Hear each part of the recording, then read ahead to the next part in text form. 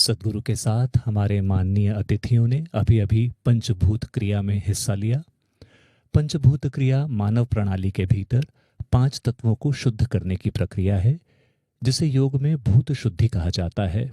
सृष्टि की हर चीज, जिसमें हमारा शरीर भी शामिल है, इन्हीं 5 तत्वों से बनी है। इन तत्वों पृथ्वी, जल, अग्नि, वायु और आकाश की शुद्धि से शरीर और मन स्थिर होते हैं। ये प्रक्रिया विशेष रूप से उन लोगों के लिए लाभकारी है जो मानसिक अस्थिरता, कमजोर स्वास्थ्य, डिस्टर्ब नींद या लगातार भय की भावना से ग्रस्त हैं। यह क्रिया हर महीने शिवरात्रि पर ध्यानलिंग में आयोजित की जाती है, जो अमावस्या या नई चंद्रमा की रात से एक दिन पहले होती है। कोई भी शक्तिशाली प्रक्रिया में ऑनलाइन भी हिस्सा ले सकता है। पंचभूत क्रिया में हिस्सा लेने के बाद अब हमारे मुख्य अतिथि और सद्गुरु कार के माध्यम से आदि योगी की ओर प्रस्थान कर रहे हैं। पंचभूत क्रिया शिव के एक खास रूप, जिसे भूतेश्वर या तत्वों के स्वामी कहा जाता है, को जागृत करती है। इस क्रिया के माध्यम से 5 तत्वों के गुणों को एक शक्तिशाली प्रक्रिया के जरिए सुलभ बनाया जाता है, जिसमें मंत्र यानी ध्वनि, यंत्र यानी आकार, तंत्र यानी तकनीक और सर्वांग साधना यानी मानव शरीर को पूजा के साधना के रूप में उपयोग करना शामिल है। ये क्रिया ईशा ब्रह्मचारियों द्वारा ध्यानलिंग के पवित्र स्थान में हर शिवरात्रि यानी अमावस्या से एक दिन पहले आयोजित की जाती है। पंचभूत क्रिया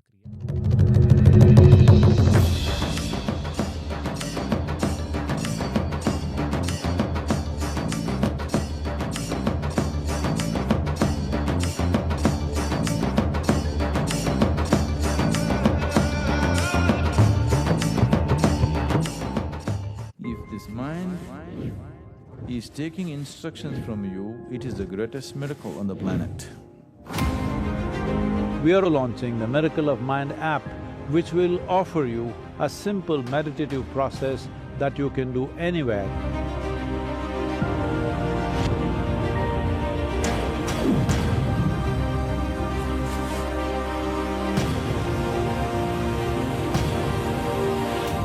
Let's move. Let's make it happen.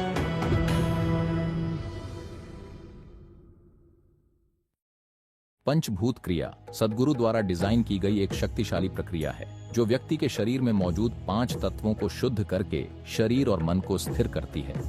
ये उन लोगों के लिए बहुत लाभदायक है जिन्हें नींद से जुड़ी समस्या है या हमेशा डर बना रहता है।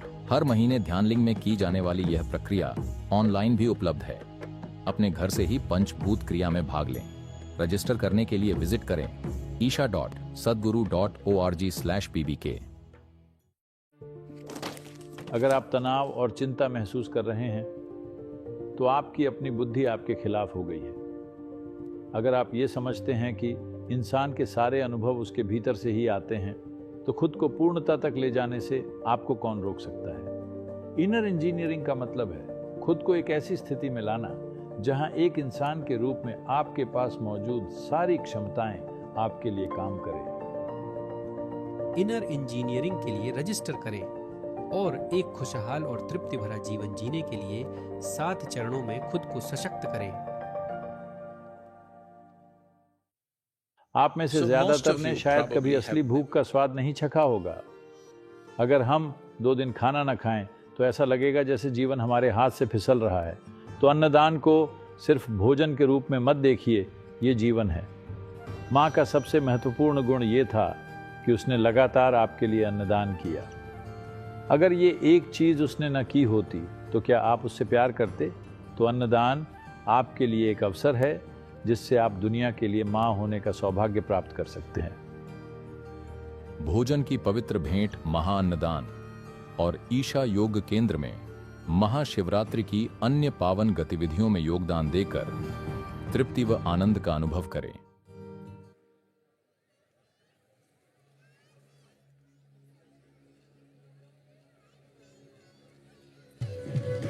आप देख सकते हैं महाशिवरात्रि आयोजन स्थल का विहंगम दृश्य। लाखों की संख्या में भक्तगण यहाँ मौजूद हैं और सद्गुरु हमारे विशिष्ट अतिथियों के साथ यहाँ जल्द ही पधारने वाले हैं।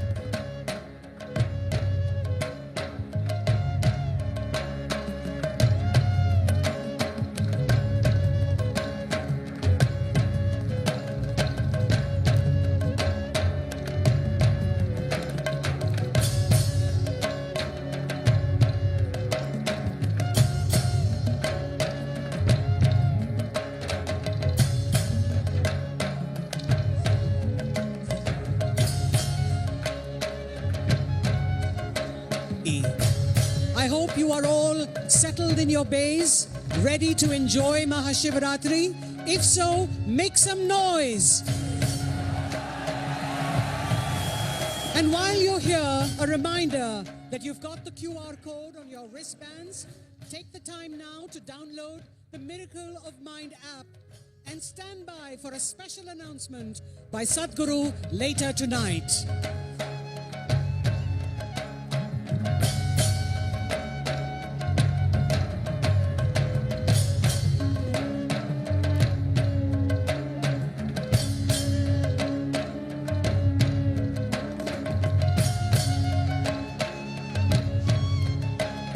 स्क्रीन पर दिखाए गए QR कोड के माध्यम से आप miracle of mind app download कर सकते हैं।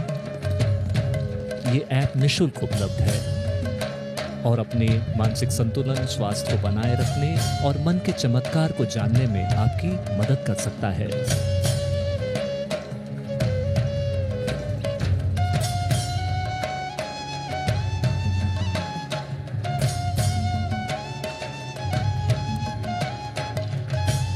The Honourable Union Minister for Home Affairs and the Minister of Cooperation, Shri Amit Shah, Shri Amit Shah ji together with और Sadhguru सद्गुरु के साथ ध्यान at the Adiyogi now, आदि योगी in के Yogic करीब culture, पहुंच चुके हैं। योग संस्कृति में शिव को भगवान के रूप में नहीं देखा जाता, बल्कि उन्हें आदि योगी यानी पहले योगी और योग के जनक के रूप में माना जाता है। 15,000 साल पहले, जो कि सभी धर्मों से पहले की बात है, आदि योगी ने योग के गहन विज्ञान को अपने पहले शिष्यों सप्त ऋषियों को प्रदान किया। उन्होंने 112 तरीके बताए जिनके माध्यम से मनुष्य अपनी सीमाओं को पार कर सकता है और अपनी चरम क्षमता तक पहुंच सकता है। as it is known in Tamil, and water to the Mahilam plant near the Yogeshwara Linga. The leaves माननीय गृह मंत्री योगेश्वर लिंग के पास एक महिलम पौधे को ताई मन के नाम से जाने वाली मातृभूमि और पानी अर्पित कर रही हैं। महिलम पौधे की पत्तियां, जड़ और तना कई औषधीय गुणों से भरपूर होते हैं और आयुर्वेद में आमतौर पर उपयोग और अनुशंसित किए जाते हैं। महाशिवरात्रि के इस विशेष अवसर पर मिट्टी अर्पित करना हमारी प्रतिबद्धता को व्यक्त करता है कि हम दुनिया की मरती हुई मिट्टी को पुनर्जीवित और बचाने के लिए प्रयासरत हैं। to the Yogeshwara Linga near Adiyogi. आदि योगी के करीब स्थित योगेश्वर लिंग को माननीय मंत्री जी अब कैलाश तीर्थ अर्पित कर रही हैं। कैलाश तीर्थ वह जल है जो पवित्र कैलाश पर्वत के दक्षिणी मुख के पास से एकत्रित किया गया है। योगेश्वर लिंग को सद्गुरु ने ईशा योग केंद्र में एक गहन और शक्तिशाली प्रक्रिया प्राण प्रतिष्ठा के माध्यम से प्रतिष्ठित किया है। लिंग के पीछे सप्तऋषि पैनल है जो आदि योगी के पहले 7 शिष्यों अगस्त्य, अत्रि, अंगिरस, भृगु, गौतम, कश्यप और वशिष्ठ का एक खूबसूरत ग्रेनाइट शिल्प हैं। योगेश्वर लिंग मानव प्रणाली के 5 प्रमुख चक्रों का प्रतीक है। इसकी ऊर्जा साधना को सहयोग देती है और व्यक्ति को भौतिकता से परे के आयामों का अनुभव करने का अवसर प्रदान करती है। सद्गुरु हमारे मुख्य अतिथि को योगेश्वर लिंग के परिक्रमा कराने के बाद अब बाहर मंच की ओर आगे बढ़ रहे हैं।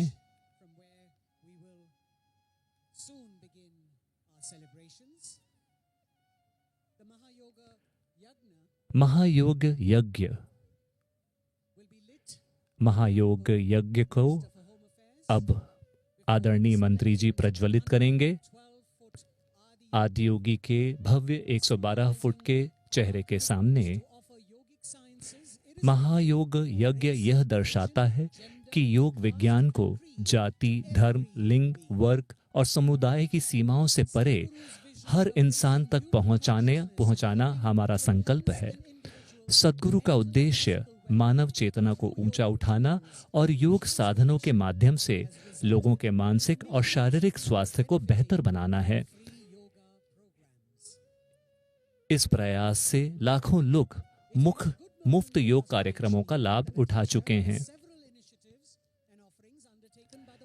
ये एक अच्छा अवसर है कि हम यहाँ उल्लेख करें कि ईशा में कई पहल और प्रयास स्वयं सेवकों द्वारा किए जाते हैं ताकि योगिक साधनों को सभी के लिए उपलब्ध कराया जा सके, चाहे उनकी जाति और धर्म कुछ भी हो। अपनी रीढ़ को सीधा रखें और सतर्क रहें, क्योंकि सद्गुरु आज रात एक विशेष घोषणा करने वाले हैं जिसमें मानसिक स्वास्थ्य को बेहतर बनाने के लिए एक विशेष मुफ्त साधना की भेंट की जाएगी।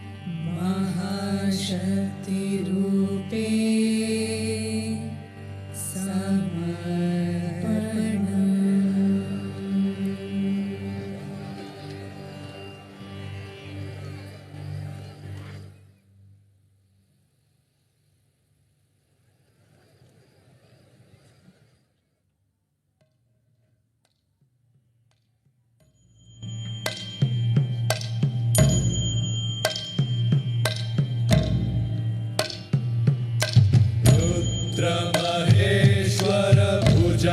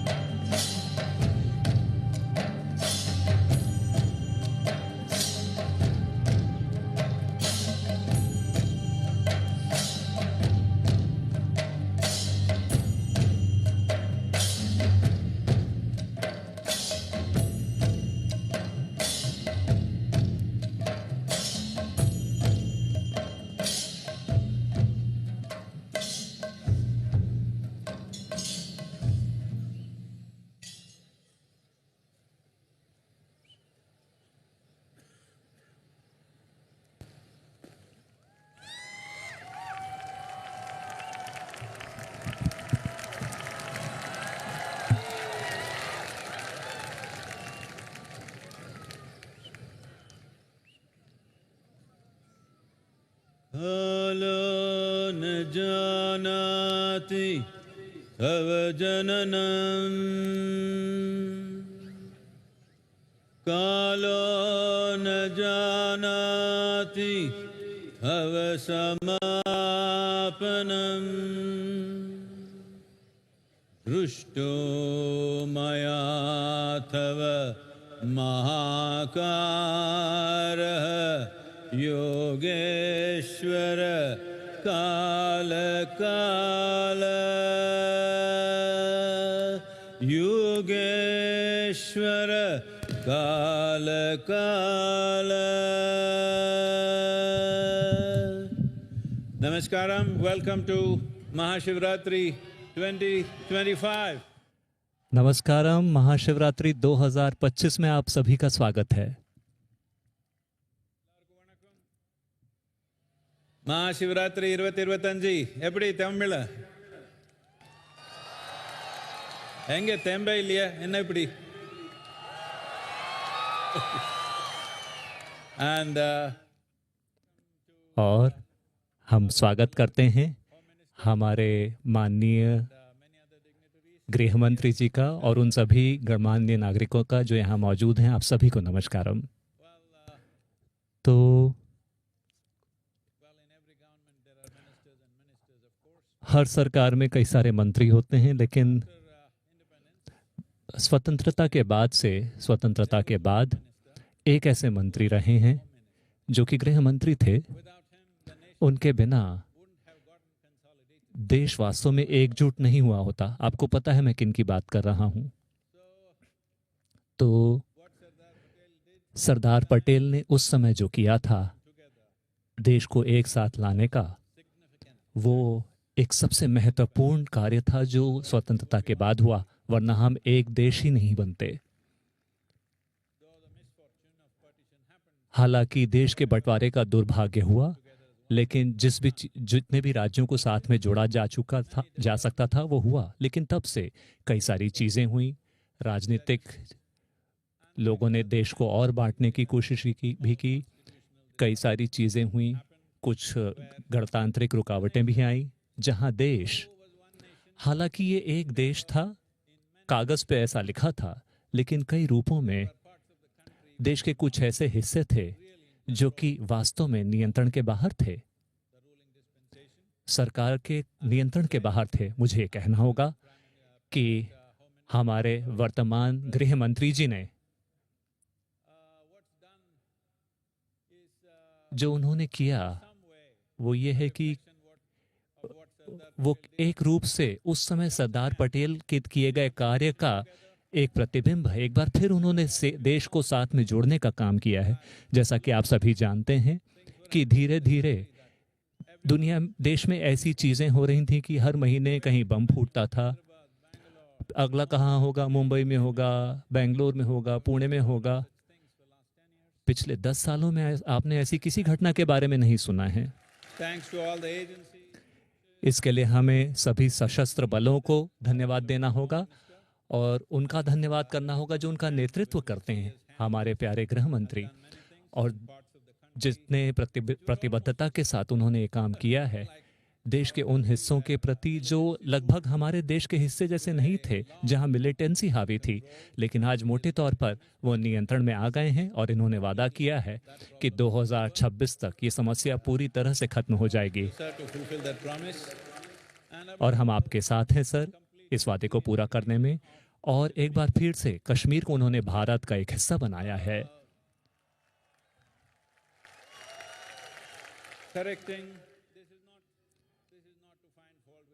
हम किसी की गलती नहीं बता रहे, लेकिन ऐतिहासिक रूप से जब हम कोई गलती करते हैं, जाने में या अनजाने में, हमें नहीं पता उस समय उनकी क्या मजबूरी थी, लेकिन इतिहास में हमने जो कुछ गलतियां की उन्हें बाद में ठीक करना एक बहुत ही जटिल प्रक्रिया होती है। और ये धारा 370 और उसे मिटाना और उस राज्य में शांति लाना, सामान्यता लाना, मैं तो कहूँगा कि आज वहाँ लगभग सामान्य स्थिति आ गई है। लाखों पर्यटक वहाँ जाते हैं, वो लोग मुझे गोल्फ खेलने के लिए बुला रहे हैं। गृह मंत्री जी को मुझे बताना होगा कि मुझे कब जाना चाहिए। ये बहुत ही शानदार बात है। हमें ये समझना होगा, देश में अगर हम बेसिक सोवेनिटी और लॉ ऑर्डर मेंटेन नहीं करते तो बाकी सारी चीज़ें जैसे कि आर्थिक विकास, पढ़ाई, आध्यात्मिकता, ये सब बर्बाद चला जाएगा अगर मूल कानून व्यवस्था बरकरार नहीं रखी जाती और जो देश की सीमाएं हैं अगर उन्हें सुरक्षित नहीं रखा जाता। ये ऐसा काम है जिसका वास्तव में कोई आभार व्यक्त नहीं करता, क्योंकि लोग अगर आप कुछ नहीं करते तो लोग कहते हैं कि आप नाकारा हैं, अगर आप कुछ करते हैं तो लोग कहते हैं आप बहुत कठोर हैं। तो ये इन्होंने एक बहुत बड़ा मिशन उठाया है और उसे वो सफल उठा रहे हैं।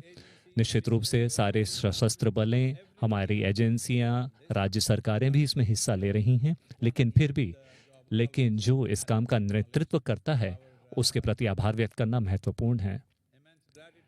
हम आभार व्यक्त करते हैं सर आपके प्रति कि आप ये काम कर रहे हैं, क्योंकि इसके बिना हम एक ऐसे मुकाम पर खड़े हैं जहां हमारी युवा पीढ़ी आगे जाना चाहती है और एक ऐसा देश बनाना चाहती है जिसका हमें गर्व हो, जो कि कई रूपों में हो रहा है। देशों की आज दुनिया के देशों में हमारा एक महत्वपूर्ण स्थान है जो कि 25-30 साल पहले नहीं था। लेकिन एक स्थिरता लाना, देश की सीमाओं में स्थिरता लाना, देश की भौगोलिक अखंडता पर और कानूनी व्यवस्था बनाना, ये बहुत महत्वपूर्ण है। वरना लोगों को दुनिया में जो दिखता है वो बहुत बुरा होता है। लेकिन ये महाशिवरात्रि है, यहाँ चाहे हम कोई भी हो, चाहे आप किसी भी देश के हो, आप किस धर्म या जन पंथ के हो, ये आज इंसानों का दिन है। हाल ही में किसी ने मुझसे पूछा कि सदगुरु अगर मैं एक मुस्लिम हूँ या क्रिश्चियन हूँ, क्या मैं महाशिवरात्रि का आनंद ले सकता हूँ? मैं आना चाहता हूँ। मैंने कहा कि मुस्लिम नहीं आ सकते, क्रिश्चियंस नहीं आ सकते, हिंदू भी नहीं आ सकते, सिर्फ इंसान आ सकते हैं, क्योंकि इसका उद्देश्य है इंसानी प्रकृति का जश्न मनाना। आदि योगी का महत्व ये है कि खुशहाली की तलाश में आप फिलॉसफी ना बनाएं, खुशहाली की तलाश में आप ऊपर स्वर्ग की ओर ना देखें, खुशहाली की तलाश में आप कोई बड़ी रस्म ना करें। भलाई का या खुशहाली की तलाश है, यानी कि आप अंदर की ओर मुड़ें, क्योंकि इंसानी खुशहाली भीतर से पैदा होती है। तो भीतर की ओर मुड़ने का विज्ञान, जिसे आज योग कहा जाता है, ये विज्ञान, इस ज्ञान की मूल रीढ़ जो आदि योगी ने पैदा की थी, वो लगभग आध्यात्मिक प्रक्रिया के रूप में इस धरती पे जो कुछ भी हो रहा है ये उसका आधार है। जो 112 तरीके उन्होंने दिए थे, उसके आभार के रूप में हमने ये 112 फुट की प्रतिमा स्थापित की है। लेकिन हमें ये समझना होगा कि आदि योगी यहाँ हैं, आपको अतीत की याद दिलाने के नहीं, लेकिन ये एक भविष्य का वादा है। क्योंकि पहली बार मानवता के इतिहास में ये पहली बार हो रहा है कि ज्यादा से ज्यादा इंसान खुद के बारे में सोचना शुरू कर रहे हैं। ऐसा पूरी दुनिया में हो रहा है, वरना पादरी, पंडित या देवदूत ही लोगों के बारे में सोचते थे। ये पहली पीढ़ी है जहां ज्यादा से ज्यादा संख्या में लोग खुद के बारे में सोचना शुरू कर रहे हैं या खुद से सोचना शुरू कर रहे हैं। जब ऐसा होता है, केवल तभी आदि योगी महत्वपूर्ण बन जाते हैं, क्योंकि वो जो कहते हैं उनकी बात तार्किक रूप से खरी है और वैज्ञानिक है। आज से पहले कभी भी कोई भी पीढ़ी उनके लिए तैयार नहीं थी, लेकिन अब और आने वाली पीढ़ियां उनके ज्ञान के लिए और संचरण के लिए तैयार हैं। तो आदि योगी दुनिया के कई कोने में आने वाले हैं। एक आदि योगी बेंगलोर में भी हैं, कर्नाटक के माननीय उप मुख्यमंत्री यहाँ पे हैं, नमस्कारम शिव कुमार जी, और कई दूसरे गणमान्य अतिथि भी यहाँ हैं। बेंगलोर में आदि योगी आ चुके हैं और कई दूसरे कोनों में भी आएंगे। इसका उद्देश्य ये बहुत महत्वपूर्ण बात ये है कि इंसानी खुशहाली को लोगों को इस तरीके से भेंट किया जाए कि वो एक तकनीक हो, कोई शिक्षा ना हो। खुशहाली को इस तरह से संचालित किया जाए कि वो एक तकनीकी प्रक्रिया बन जाए, यानी कि इंसानी शरीर सबसे उन्नत मशीन है। ये शरीर और मन इस धरती पर मौजूद सबसे जटिल तकनीक है। अगर आपको ये नहीं पता कि इसे कैसे थामें, कैसे संभालें, तो आप कभी खुशहाली हासिल नहीं कर पाएंगे। तो हमारा पूरा प्रयास इसी दिशा में है और आप में से हर एक व्यक्ति, चाहे आपका कोई भी धर्म हो, पंथ हो, जात हो, आप चाहे जो भी हो, अगर आप एक इंसान हैं और अगर आपकी रीढ़ की हड्डी सीधी है, तो महाशिवरात्रि आपके लिए महत्वपूर्ण है। आदियोगी आपके लिए महत्वपूर्ण है। योग का विज्ञान पूरी तरह से आपके लिए महत्वपूर्ण है। आप सभी यहाँ हैं, ये बहुत ही अच्छी बात है। पूरी रात की यात्रा है, आपको ये पता है ना? आप सो गए क्या? क्या हुआ?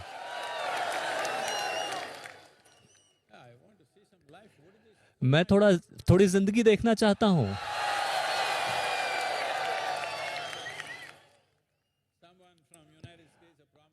अमेरिका के एक महत्वपूर्ण व्यक्ति मुझसे पूछ रहे थे कि सद्गुरु ऐसा कैसे हो सकता है कि पूरी रात कैसे लोग रुके रहते हैं।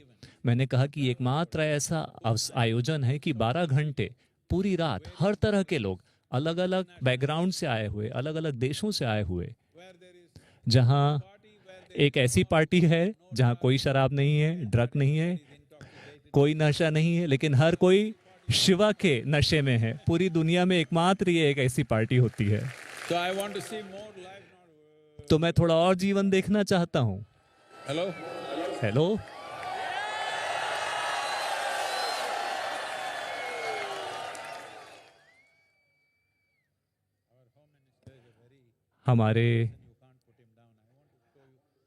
हमारे गृह मंत्री बहुत ही जीवंत व्यक्ति हैं। आप थोड़ा अपना जीवन दिखाएं।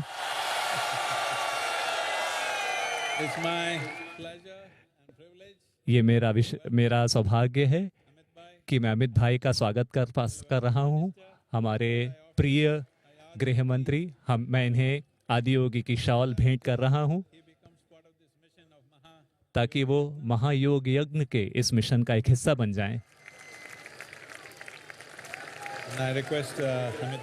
और मैं अमित भाई से कहता हूं कि इसे निवेदन करता हूं कि वो सभा को संबोधित करें।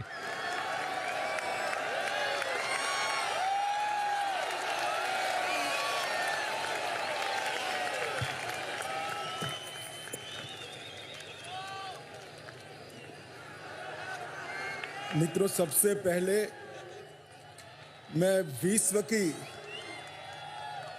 सबसे पुरानी भाषा तमिल में बात नहीं कर सकता हूं, इसलिए आप सबसे क्षमा मांगकर मेरी बात की शुरुआत करना चाहता हूं।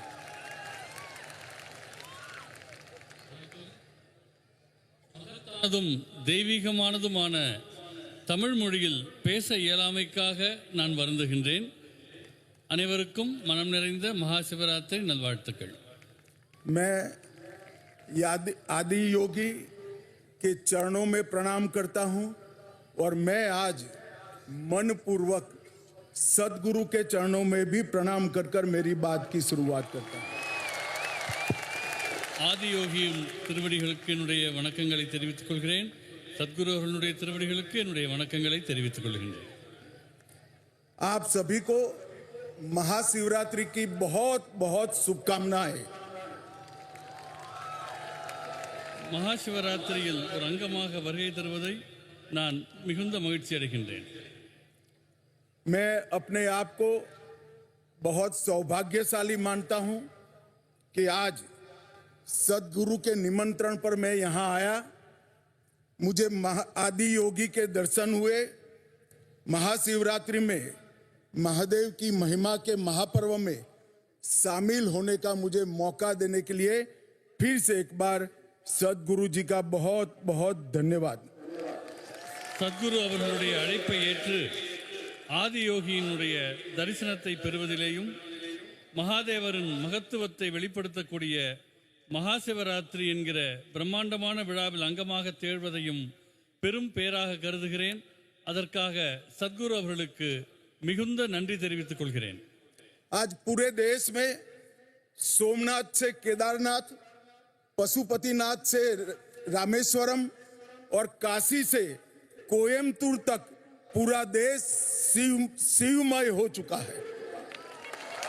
இன்று பாரத தேசம் முழுவதும் சோமநாத்திலிருந்து கேதார்நாத் வரை, பசுபதிநாத்திலிருந்து ராமேஸ்வரம் வரை, காசி முதல் கோயம்புத்தூர் வரை முழு தேசமும் சிவபெருமானுடைய திருவருளில் திளைத்துக் கொண்டிருக்கின்றது.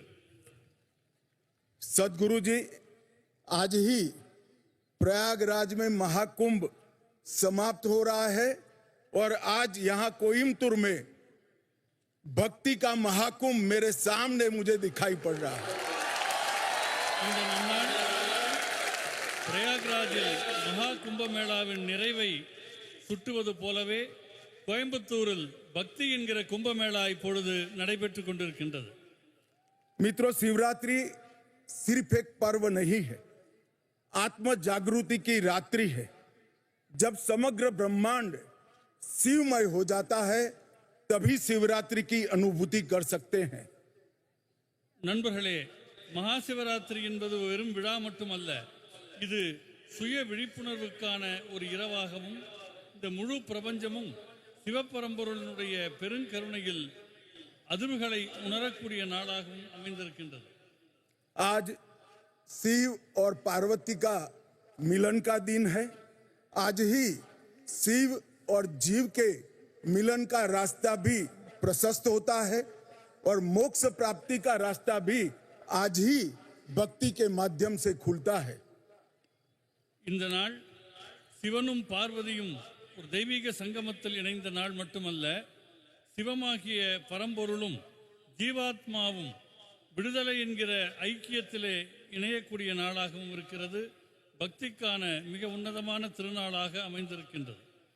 शिव सिर्फ एक प्रतीक नहीं है, शिव एक कल्याणकारी चेतना है जो संहारक भी है और पालनकर्ता भी है, और दोनों की विशिष्ट भूमिका हमारे जीवन में होती है. சிவபரம்பொருளை பொறுத்தவரை அவர் விழிப்புணர்வுக்கான அம்சமாக வெளிப்பட்டவர். அவர் அழிக்கும் கடவுளாகவும் காக்கும் கடவுளாகவும் விளங்குகிறார். இரண்டுமே நம் வாழ்வுக்கு மிக முக்கியமானவை. शिव शंभू भी है, स्वयंभू भी है. शिव सत्य भी है, सुंदर भी है. शिव को भोलेनाथ भी कहते हैं, महाकाल भी कहते हैं, और यहाँ शिव आदि योगी के रूप में विराजमान है. சிவபெருமான் சம்போ என்று அழைக்கப்படுகிறார். சுயம்பு தான் தோன்றியாக அவர் கருதப்படுகின்றார். அவர் சத்தியம் சுந்தரமாகிய உண்மைக்கும் அழகுக்குமான வடிவமாக விளங்குகிறார். குழந்தைமயமான போலேநாத்தாகவும் உக்கிரமான மகாகாலராகவும் அவர் தொழப்படுகிறார். எல்லாவற்றுக்கும் மேலாக முதல் யோகியாக ஆதி யோகியாக அவர் விளங்குகிறார். शिव केवल आराध्य नहीं बल्कि अस्तित्व का मूल आधार है. அவர் வழிபாட்டுக்குரிய கடவுளாக மட்டுமில்லாமல் அனைத்துக்கும் மூலமானவராக இந்த பிரபஞ்ச இருப்பினுடைய மூலமாக திகழ்கின்றார். यह महाशिवरात्रि ये भक्ति और श्रद्धा की पराकाष्ठा का प्रमाण है, जिसमें असली अर्पण हमारा भक्ति के प्रति समर्पण है. மகா சிவராத்திரி என்பது பக்தியினுடைய முழுமையான வெளிப்பாடாகவும் சரணாகதி தத்துவத்தினுடைய வெளிப்பாடாகவும் தன்னையே இறைவனுக்கு அர்ப்பணிக்கக்கூடிய தன்மையினுடைய கொண்டாட்டமாகவும் திகழ்கின்றது. मैं सदगुरु जी के लिए भी कुछ कहना चाहता हूं.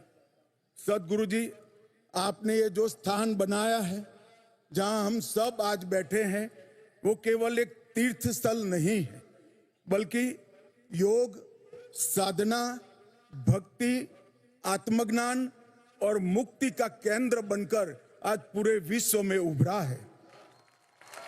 சத்குரு அவர்களை பற்றி நான் உங்களுக்கு சொல்ல வேண்டும்.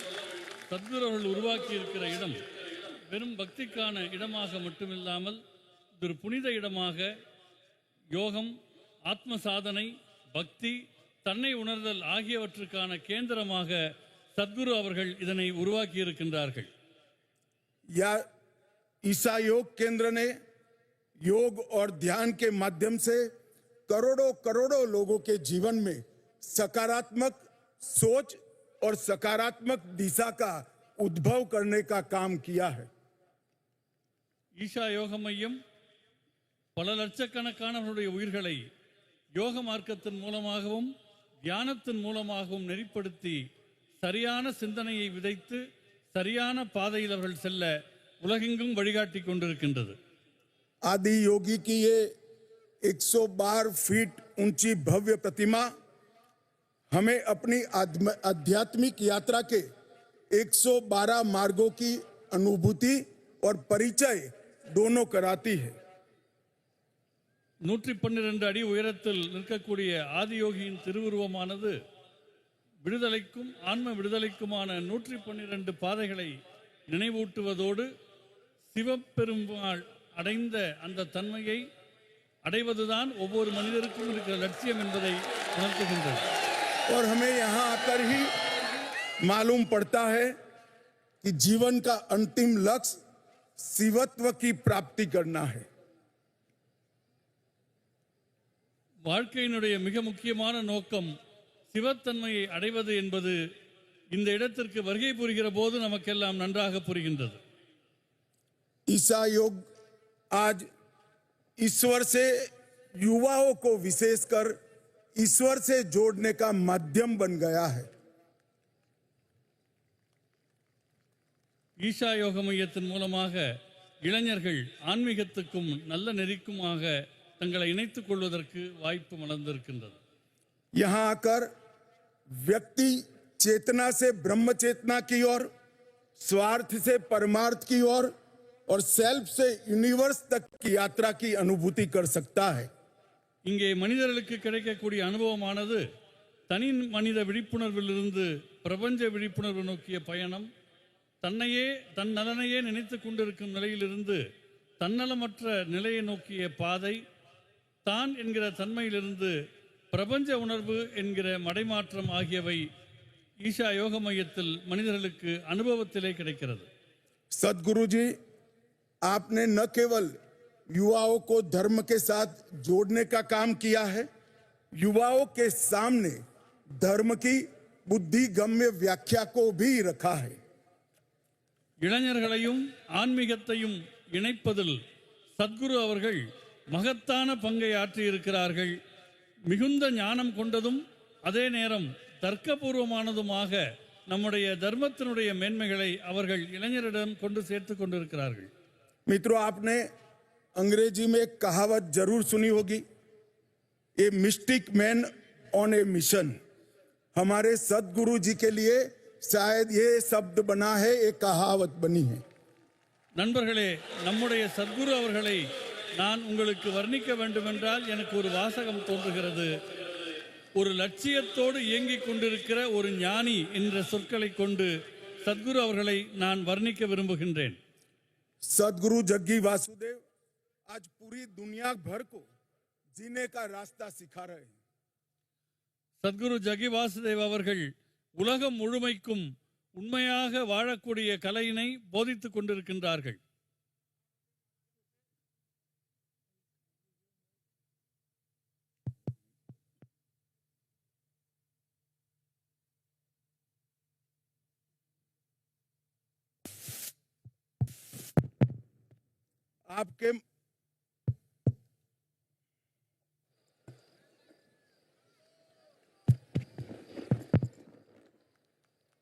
आपके माध्यम से पूरी दुनिया को सनातन का ज्ञान ये समझ में आता है कि स्वयं को समझना ही सच्चा ज्ञान है. சத்குரு அவர்களே, உங்களால் மனிதர்கள் சனாதன தர்மம் என்றால் என்ன என்று உணர்ந்து கொண்டிருக்கிறார்கள். और संसार को बदलने का रास्ता स्वयं को बदलने से ही शुरू होता है. உலகத்தை மாற்ற வேண்டும் என்று தோன்றினால் முதலில் உங்களை மாற்றிக்கொள்ள வேண்டும் என்கிற அற்புதத்தை சத்குரு அவர்கள் உணர்த்தி வருகிறார்கள். मैं आपके सेव सॉइल कैंपेन के साथ जुड़ा था. आपने हमारी सबसे अमूल्य धरोहर हमारी मिट्टी के लिए पूरे देश भर में संस्कार जगाया और पूरे विश्व को पर्यावरण का एक सुंदर संदेश भेजने का काम किया है. சத்குரு அவர்கள் மேற்கொண்ட மண் காப்போம் இயக்கத்தின் போது நான் அவரோடு முழுக்க கூட இருந்தேன். அது நாம் தாய் மண்ணாக கருதக்கூடிய இந்த பூமியை காப்பாற்றுவதற்கும் அதை மேம்படுத்துவதற்கும் நம்முடைய தலைசிறந்த மரபை காப்பாற்றுவதற்கும் அந்த இயக்கம் நாடு முழுவதும் மகத்தான விழிப்புணர்வை ஏற்படுத்தியது. मैं सदगुरु जी को बड़ी विनम्रता से कहना चाहता हूं, सदगुरु जी आप पूरे राष्ट्र की संपत्ति के रूप में दुनिया के सामने उभर कर आए हैं. சத்குரு அவர்களே, தங்களை பற்றி நான் மிகுந்த பணிவோடு சொல்லிக் கொள்கிறேன். சத்குரு ஆகிய நீங்கள் இந்த பாரத தேசத்துக்கு கிடைத்த மிகப்பெரிய பொக்கிஷம் என்பதை நான் தெரிவித்துக் கொள்கின்றேன். मित्रों, सदगुरु जी ने आदि योगी के माध्यम से योगा को एक नया रूप देने का काम किया और मोदी जी ने विश्व योग दिन मनाकर पूरी दुनिया को योग के सामने योग के लिए आकर्षित करने का काम किया है. சத்குரு அவர்கள் ஆதியோகி வழியாக யோகக்கலை குறித்து ஒரு மகத்தான விழிப்புணர்வை ஏற்படுத்தி இருக்கிறார்கள். அதனுடைய தாக்கத்தின் நீட்சியாக மாண்புமிகு பாரத பிரதமர் அவர்கள் சர்வதேச யோகா தினத்தை அறிவித்தார்கள். योग हमें स्व से सर्व तक, अहम से वयम तक, संकल्प से सिद्धि तक और वैराग्य से समाधि तक ले जाने का काम करता है. யோக மரபானது தன்னலம் என்ற நிலையிலிருந்து பிரபஞ்ச உணர்வுக்கும், அகங்காரத்திலிருந்து ஒற்றுமைக்கும், தீர்மானங்களிலிருந்து தன்னை உணர்தலுக்கும், பக்தி நிலையிலே இருந்து அடுத்த பரிணாமத்திற்கும், அறியாமையிலிருந்து ஞானோதயத்திற்கும் யோகக்கலை அழைத்துச் செல்கிறது. योग प्राचीन होकर भी प्रासंगिक है, यह स्थिर होकर भी गतिशील है. யோகக்கலை பாரம்பரியமானது, ஆனால் நிகழ்காலத்திற்கும் ஒத்து வரக்கூடியது. இன்றும் உயிர்ப்போடு விளங்குகிற கலை யோகக்கலையாகும். योग मन, शरीर और आत्मा को एकाकार करता है. योग जीव और परम तत्व परमात्मा को जोड़ता है. योग भक्ति का मार्ग भी प्रशस्त करता है.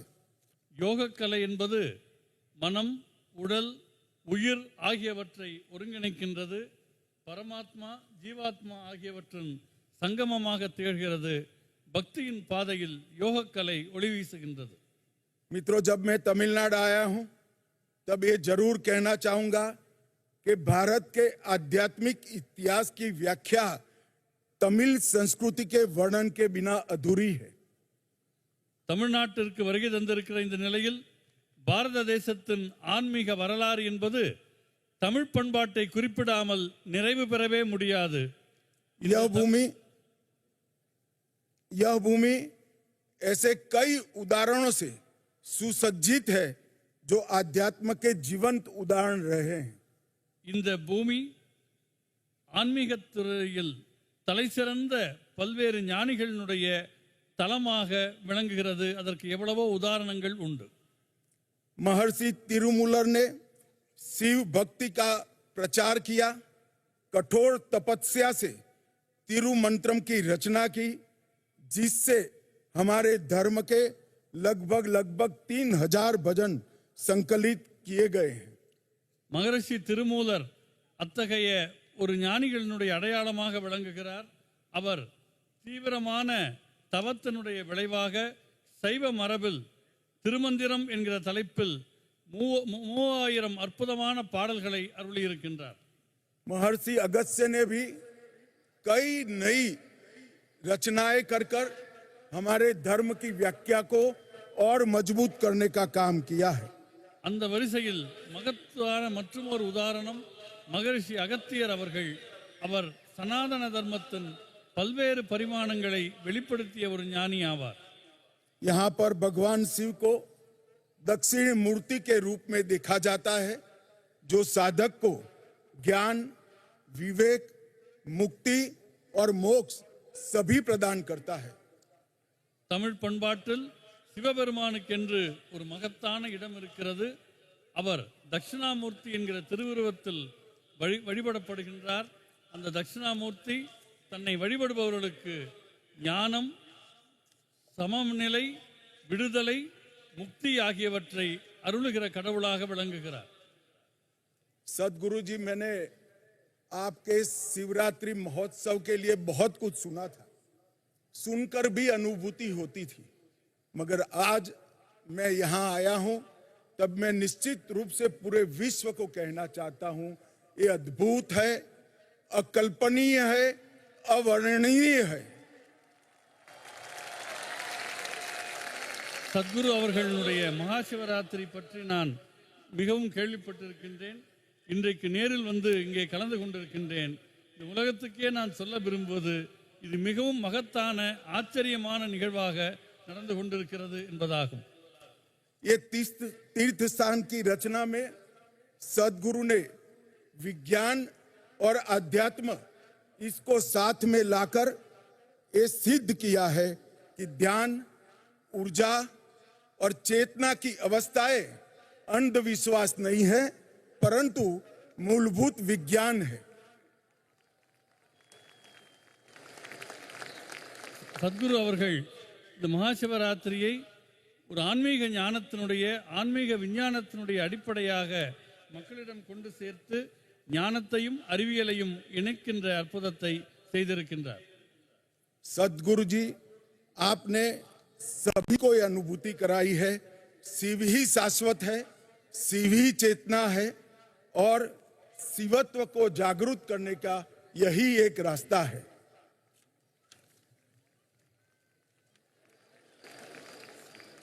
நம்முடைய உள்நிலையில் விழிப்புணர்வு பெற வேண்டும் என்றால், சிவத்தை தனக்குள்ளே உணர வேண்டும் என்றால் அதற்கு மிக உன்னதமான வழியாக இந்த வழிபாடு திகழ்கின்றது. मैं ज्यादा समय लेना नहीं चाहता। पूरे भक्तगण आज यहाँ शिवरात्रि महोत्सव में उपस्थित हुए हैं। मैं आशा करता हूँ कि हम सब यहाँ से शिव तत्व को स्वयं में समाहित कर कर शिवांग बनने की ओर आगे बढ़ेंगे। सदगुरु जी का फिर से एक बार बहुत बहुत धन्यवाद, प्रणाम। நான் அதிக நேரம் எடுத்துக்கொள்ள விரும்பவில்லை. அனைவரும் சிவராத்திரியை கொண்டாடி மகிழுங்கள். மிகுந்த மகிழ்ச்சியை தெரிவித்துக் கொண்டு என் நன்றியை தெரிவித்துக் கொள்கின்றேன். தனி மனித விழிப்புணர்வுக்கு சிவ வழிபாடு எவ்வளவு முக்கியம் என்பதை உணர்த்தும் சிவராத்திரி நாளில் உங்களுக்கு என் வாழ்த்துக்களை தெரிவித்துக் கொள்கிறேன்.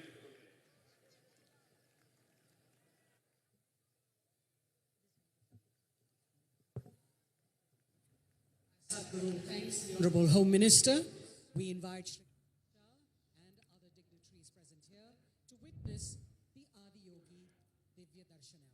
हम हमारे मुख्यमंत्री, माननीय मुख्य अतिथि और अन्य सभी अतिथियों से निवेदन करेंगे कि वे आदियोगी दिव्य दर्शनम के लिए हमारे साथ जुड़ें।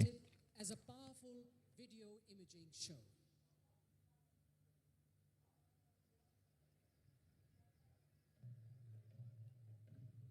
सद्गुरु द्वारा परिकल्पित आदियोगी दिव्य दर्शनम मानवता के लिए आदियोगी के अतुलनीय योगदान, योग के विज्ञान को एक प्रभावशाली वीडियो शो के रूप में प्रस्तुत करता है। आदियोगी दिव्य दर्शनम में सद्गुरु आदियोगी की कहानी सुनाते हैं, जो पहले योगी और पहले गुरु थे, और कैसे योग का विज्ञान पहली बार मानवता को प्रदान किया गया।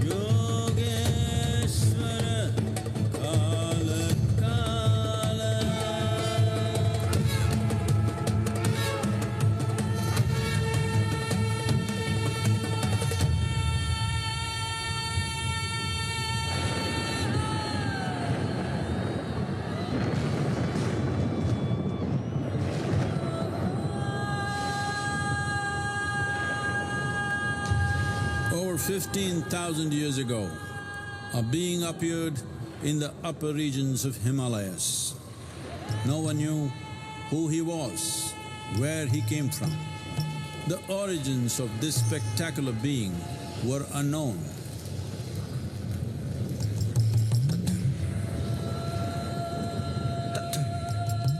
When his ecstasy allowed him some movement, he danced wildly.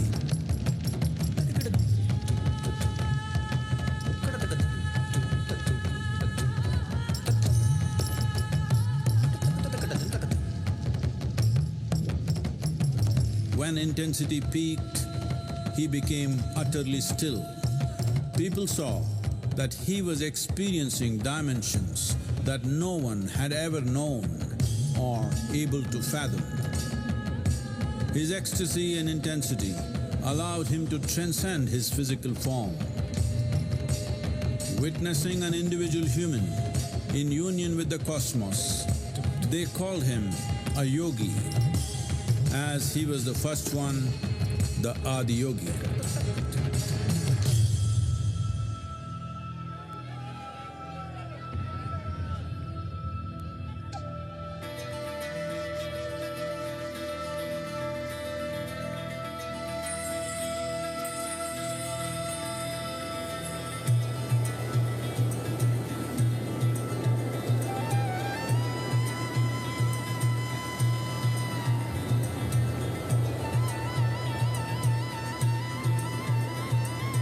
When his stillness lasted for years on end, curious onlookers melted away.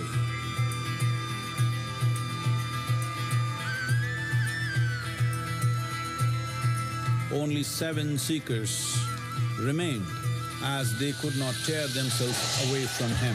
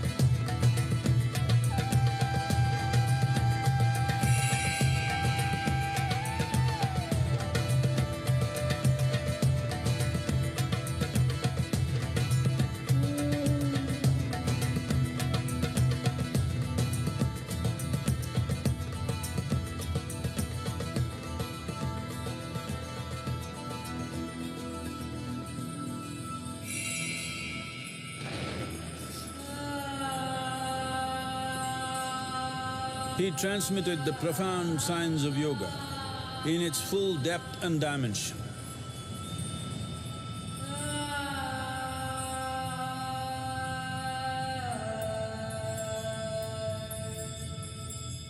He expounded 112 methods of attainment, offering his disciples access to the deepest innards of creation.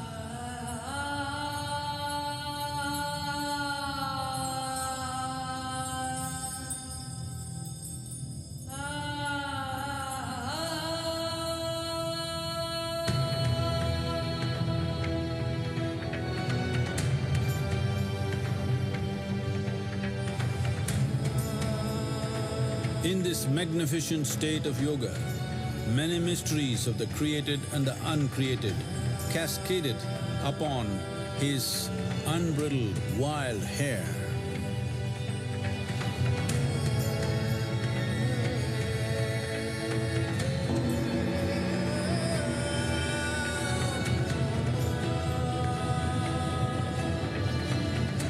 It was a vision of the very core of the cosmos in all its profundity and magnificence, a vision of the unfathomable mysteries of the universe, a most overwhelming vision the sages and Devi Parvati had ever witnessed.